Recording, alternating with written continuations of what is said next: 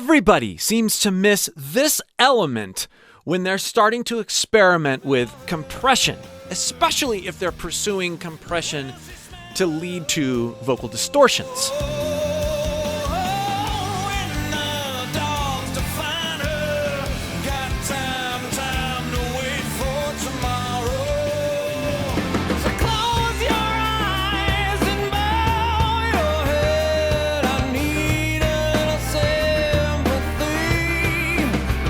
What is this element?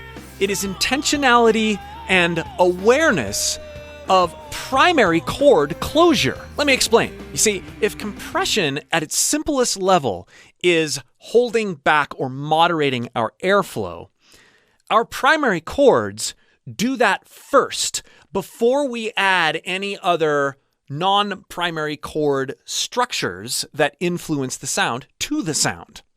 So if I'm just going like this, there's no closure with my primary chords. There's no closure anywhere. There's no constriction or restriction of air. As soon as I add even a little bit of primary chords, even just talking normally, I am adding back pressure. I am holding back air. My primary chords are, while phonating, keeping air from just escaping. But depending on our approach to what our primary chords are doing and our awareness of what they're doing in terms of closure, it is easier or more difficult to understand how to add other means of compression, other means, not primary chord means, of controlling and shaping the sound through air moderation. Now, if you get done with what I'm about to show you here and you'd like to go way deeper with honing different types of engagements within your vocal tract to create crazy sounding, distorted things with your voice in a safe way, click the link below in the pinned comment or video description and try my course, The Aggressive Vocalist's Master Plan of Attack. I like to think of compression in primarily two levels: how my primary chords are compressing, and then how other things are compressing once I've gotten what I want to do with my primary chords down. So let's start with heightening our awareness of how our primary chords work from an airflow standpoint. Okay? I'm just going to sing a note. I just sang it. I didn't think about how I sang it. I just sang it. And it's a comfortable note. Now, I'm going to sigh while singing that note. A lot more air. I'm using a lot more air, dumping a lot more air. Now, I'm going to purposely contrast that with a note that is dumping less air. I'm not going to try to trap the note. I'm just going to make it not as sigh-y. I purposely sighed, and I'm going to purposely not sigh. Here's a note.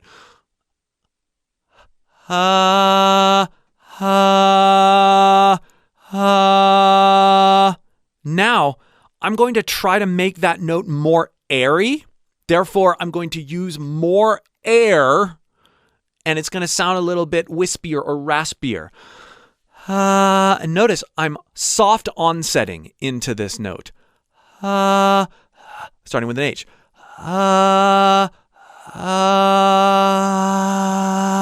Now, as soon as I did that, I felt the need to rescue that note with more air, more support. As soon as I made it intentionally raspier up here, I'm dumping more air as I'm using that note. And so I needed more air from down here. I needed more support. Let me experiment a little bit more.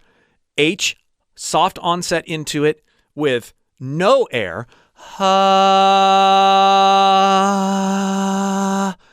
And then finding some sort of middle ground. I'm going to try this in my head voice now. Now, this is a lot harder for some, and it is harder for me too, especially as I've been spending more time in my chest voice.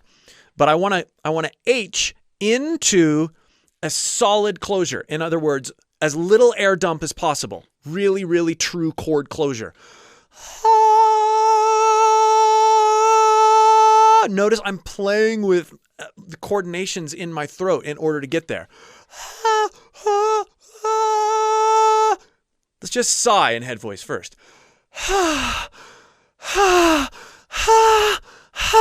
There it is. That's what I normally gravitate to in head voice anyway, but let's try to approach it now with an H and then pure chord closure.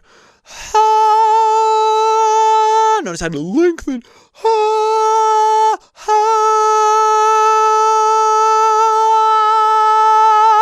Great. I'm placing that note in a way that creates chord closure without excess air seepage. Now I'm going to create more of a sigh at the end of that.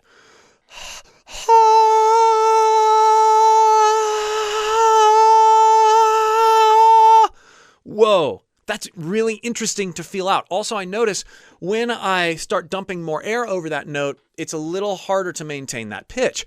This is just something I have to practice. It's the sigh, it's the soft onset into it. It's claiming perfect or as close to perfect chord closure as we can. Which means as little air seepage as possible. Then going the other direction, intentionally adding air seepage, slightly disengaging our chords. Now, I want to add one other aspect to this. I'm going to add fry at the end of my sigh to this transition. So we have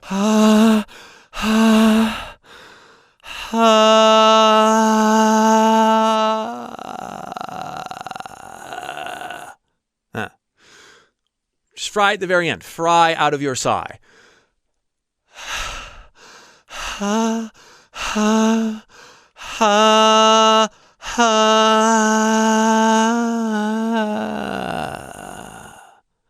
So with the more air, we're already adding fry to that little bit more air. We're just practicing engaging our primary chords in lots of different ways. If you get lightheaded, take a little break. Let's try that with head voice real quick.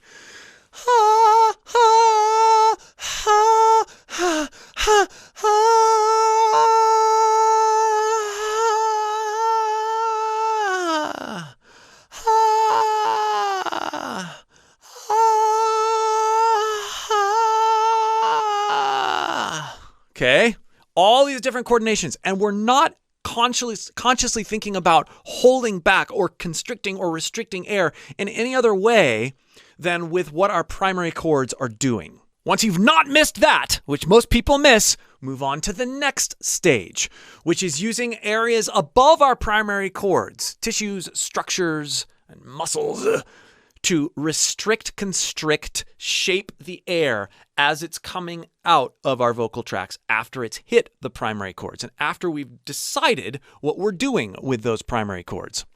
So we're going to go back to our chest voice note with good chord closure, and we're going to practice directing the sensation upward while maintaining that note. So we're building a constriction over the top of an already well-developed good chord closure note.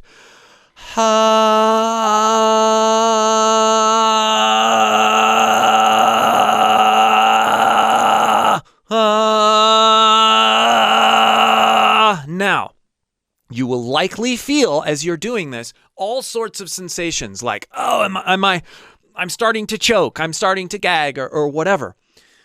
This is normal, and you must be patient. Develop this habit of seeing these things and feeling these things as two separate occurrences. My constriction is happening high in the throat, away from my vocal cords. Visualize it that way. And the note is just happening as we practiced it before. Good chord closure. Build the constriction on top of it. Don't even try to go for a distortion or gurgliness. Just hold back a little bit of air up top. You see how it gets sheenier? It actually sounds breathier, but a different breathy than right? Than that poor chord closure. We've got great chord closure. We've got now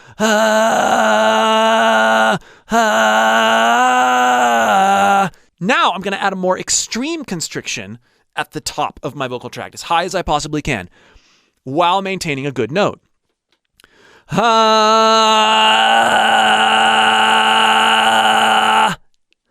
Now, and this is where it gets really fun, I'm going to experiment with the different vocal postures of my primary chords now that I've gotten that constriction comfortable. So I'm going to place a good chord closure note below it. Now I'm going to disengage my primary chords a little bit. More of a sigh. But I'm going to do it after I create the good chord closure. Listen to what happens.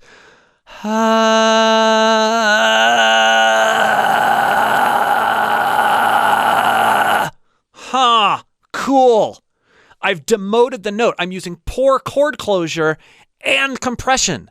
So it creates a much more sort of screamy, or it's not airier.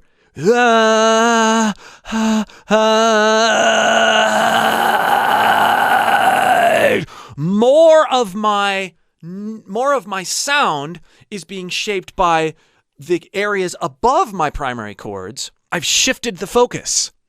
Let's do that higher. Good chord closure. Bad chord closure.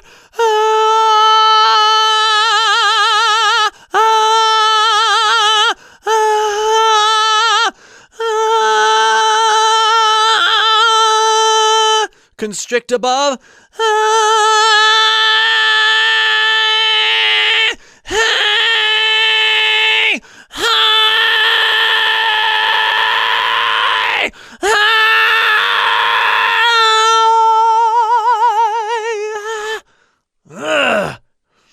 What you end up feeling is you end up adding more support as you constrict above your vocal cords and slightly practice disengaging your primary chords once you've constricted. This is the way I've been able to dial in compression in so many different ways across my range for using distortion, but also just great dynamics. I hope you found this helpful. Again, if you want way more exploration into this process, click that link below in the pinned comment and try out my course, The Aggressive Vocalist's Master Plan of Attack. We'll see you for more.